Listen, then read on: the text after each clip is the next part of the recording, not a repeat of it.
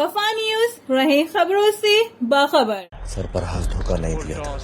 न सिर्फ कराची और पाकिस्तान बल्कि दुनिया भर में सरफराज को पसंद किया जाता है क्योंकि सरफराज हमेशा टीम को मुश्किल वक्त में सहारा देते हैं। शायद रमीज राजा ये सब कुछ भूल गए और सरफराज की तरफ कभी भी नजर न डाली। शाहिद आफरीदी अच्छे क्रिकेटर होने के साथ साथ अच्छे सिलेक्टर भी साबित हुए। कराची टेस्ट में जब न्यूजीलैंड ने मैच को अपने हक में कर लिया और 5 खिलाड़ियों को पवेलियन लौटा दिया, तब सरफराज आए। उन्हीं ने मैच बचाया, जीत की तरफ भी कुछ रंग दिखलाया। पर कीवीज की खुशकिस्मती के सरफराज 118 पे हो गए आउट, लेकिन उन्होंने फिर भी पाकिस्तान को हार से बचाया क्योंकि हम जभी तो कहते हैं सरफराज धोखा नहीं देगा। पीसीबी की चेयरमैन रमीज राजा ने सरफराज अहमद के साथ ऐसा तासुबाना रवैया क्यों रखा? टीम में 12 मैन बनाकर सिर्फ खिलाड़ियों को पानी पिलवाया। रमीज राजा साहब खुद तो सियासत और खुशामद पसंदी से चेयरमैन पीसीबी बन गए, लेकिन सरफराज आज फिर अपने खेल के जरिए टीम में शामिल हुआ।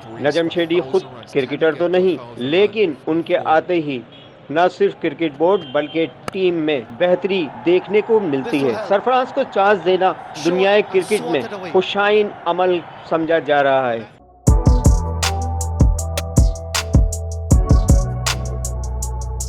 इस पर लाइक और सब्सक्राइब तो बनता है। Thank you.